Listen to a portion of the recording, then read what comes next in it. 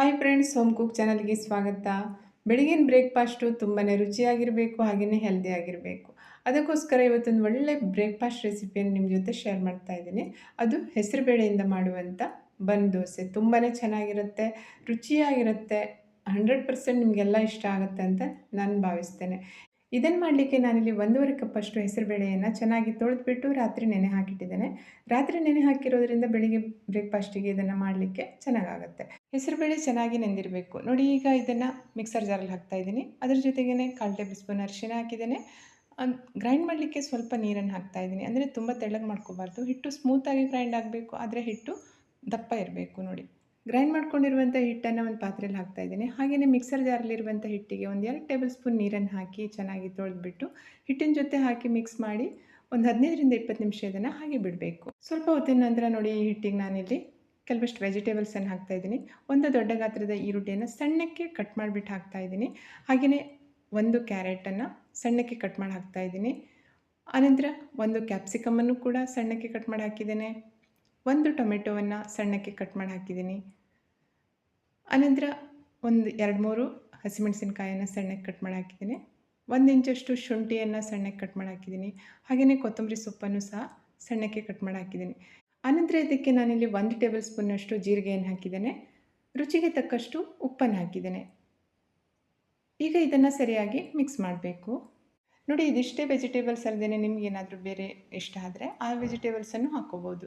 ನೋಡಿ, ಸ್ವೀಟ್ ಕಾರ್ನನ್ನು ಸ್ವಲ್ಪ ಕ್ರಷ್ ಮಾಡಿ ಹಾಕ್ಕೋಬೋದು. ಹಾಗೆಯೇ ಸೌತೆಕಾಯಿಯನ್ನು ಸಹ ಸಣ್ಣಕ್ಕೆ ಕಟ್ ಮಾಡಿಬಿಟ್ಟು ಹಾಕ್ಕೋಬೋದು. ಇದೇನಾದರೂ ಮಿಕ್ಸ್ ಮಾಡಿದ ನಂತರನೂ ಸ್ವಲ್ಪ ದಪ್ಪ ಅಂತ ಅನಿಸಿದ್ರೆ 1-2 ಟೇಬಲ್ ಸ್ಪೂನ್ ನೀರನ್ನು ಹಾಕಿ ಇಡ್ಲಿ ಹಿಟ್ಟಿನ ಹದಕ್ಕೆ ಇದನ್ನು ಕರೆಕ್ಟಾಗಿ ಇಟ್ಕೊಳ್ಬೇಕು. ನೋಡಿ, ಇದು ಕರೆಕ್ಟಾಗಿ ಮಿಕ್ಸ್ ಆಗಿದೆ. ಈ ಹದ ಸರಿಯಾಗಿದೆ. ಈಗ ಇದಕ್ಕೆ ನಾನು 1 ಟೇಬಲ್ ಸ್ಪೂನ್ನಷ್ಟು ಈನೋವನ್ನು ಹಾಕ್ತಾಯಿದ್ದೀನಿ. 1 ಸ್ಯಾಶೆ ಈನೋವನ್ನು ಹಾಕಿದ್ರೆ ಕರೆಕ್ಟ್ ಆಗುತ್ತೆ. ನೋಡಿ, ಇದನ್ನು ಹಾಕಿಬಿಟ್ಟು ಇನ್ನೊಮ್ಮೆ ಇದನ್ನು ಸರಿಯಾಗಿ ಮಿಕ್ಸ್ ಮಾಡಬೇಕು. ಈನೋ ಹಾಕೋದ್ರಿಂದ ಹಿಟ್ಟು ಬೇಗ ಫರ್ಮೆಂಟೇಷನ್ ಆಗುತ್ತೆ. ಈನೋ ಬದಲು ಅಡುಗೆ ಸೋಡವನ್ನು ಹಾಕೋಬೋದು, ಆದರೆ ಈನೋ ಹಾಕ್ಕೊಳ್ಳೋದು ಬೆಟರ್ ಅಂತ ನನಗನ್ಸುತ್ತೆ. ನೋಡಿ, ಈನೋ ಹಾಕಿದ ನಂತರ ಹಿಟ್ಟು ಹೇಗೆ ಹುದುಗ್ ಬಂದಿದೆ ಅಂತ. ಸ್ವಲ್ಪ ಹಗುರ ಅನಿಸುತ್ತೆ ಹಿಟ್ಟು. ಇದನ್ನೆಲ್ಲ ಸರಿಯಾಗಿ ಮಿಕ್ಸ್ ಮಾಡಿ 1-2 ನಿಮಿಷ ಇದನ್ನು ಹಾಗೆ ಬಿಡಬೇಕು. ಆನಂತರ ಇದನ್ನು ದೋಸೆ ಮಾಡ್ಕೊಳ್ಬೋದು. ಒಂದು ನಾನ್ ಸ್ಟಿಕ್ ಕಡಾಯಿಯನ್ನು ಗ್ಯಾಸ್ ಫ್ಲೇಮ್ ಮೇಲೆ ಇಟ್ಟಿದ್ದೇನೆ. ಅದಕ್ಕೆ ಸ್ವಲ್ಪ ಎಣ್ಣೆಯನ್ನು ಹಾಕಿದ್ದೇನೆ. 1.5 ಟೇಬಲ್ ಸ್ಪೂನ್ನಷ್ಟು ಎಣ್ಣೆ ಇರ್ಬೋದು. ನೋಡಿ, ಆನಂತರ ಎಣ್ಣೆಯನ್ನು ಸ್ವಲ್ಪ ಈ ಕಡಾಯಿಯ ಕೆಳಭಾಗದಲ್ಲಿ ಸ್ಪ್ರೆಡ್ ಮಾಡಬೇಕು. ಎಣ್ಣೆ ಜಾಸ್ತಿ ತಿನ್ನೋದು ಒಳ್ಳೆಯದಲ್ಲ ಅನ್ನೋದು ನನ್ನ ಅಭಿಪ್ರಾಯ.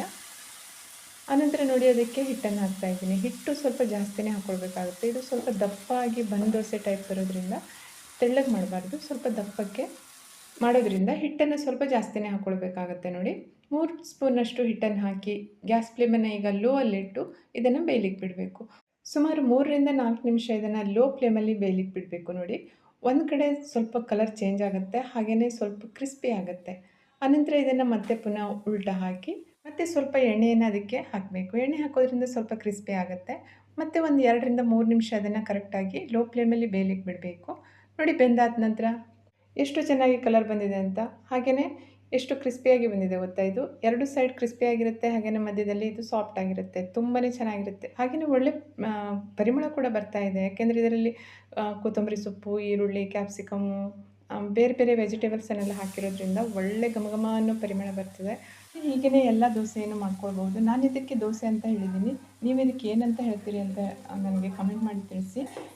ಯಾಕೆಂದರೆ ಇದು ಸ್ವಲ್ಪ ದಪ್ಪ ಇರುತ್ತೆ, ಬಟ್ ದೋಸೆ ಟೈಪೇ ಇರುತ್ತೆ. ವೆಜಿಟೇಬಲ್ಸನ್ನೆಲ್ಲ ಹಾಕೋದ್ರಿಂದ ಇದರ ಟೇಸ್ಟ್ ತುಂಬಾ ಅದ್ಭುತವಾಗಿರುತ್ತೆ.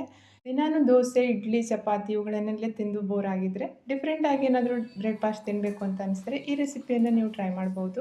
ವೆಜಿಟೇಬಲ್ಸನ್ನು ತಿನ್ನಲ್ಲ ಅನ್ನೋ ಮಕ್ಕಳಿಗೆ ಈ ರೀತಿ ಮಾಡಿಕೊಟ್ಟಾಗ ಅವರು ಖಂಡಿತವಾಗ್ಲೂ ತಿಂತಾರೆ. ತುಂಬಾ ರುಚಿಯಾಗಿರುತ್ತೆ, ಹಾಗೆಯೇ ಹೆಲ್ದಿಯಾಗಿರುತ್ತೆ. ನಾನಿವತ್ತು ಇದನ್ನು ಟೊಮೆಟೊ ಚಟ್ನಿ ಜೊತೆ ಸರ್ವ್ ಮಾಡ್ತಾಯಿದ್ದೀನಿ. ಟೊಮೆಟೊ ಚಟ್ನಿಯ ರೆಸಿಪಿಯನ್ನು ನನ್ನ ಚಾನಲಲ್ಲಿ ಆಲ್ರೆಡಿ ಇದೆ, ಬೇಕಾದರೆ ಚೆಕ್ ಮಾಡ್ಕೊಳ್ಬೋದು.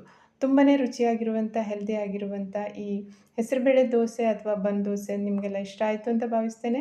ಇಷ್ಟ ಆದರೆ ಖಂಡಿತವಾಗ್ಲೂ ಲೈಕ್ ಮಾಡಿ ಹಾಗೂ ಚಾನಲ್ಗೆ ಸಪೋರ್ಟ್ ಮಾಡಿ. ಇನ್ನೊಂದು ರುಚಿಯಾಗಿರುವಂಥ ಹಾಗೆ ಹೆಲ್ದಿಯಾಗಿರುವಂಥ ರೆಸಿಪಿಯೊಂದಿಗೆ ಮತ್ತೆ ಪುನಃ ಭೇಟಿಯಾಗೋಣ. Thank you.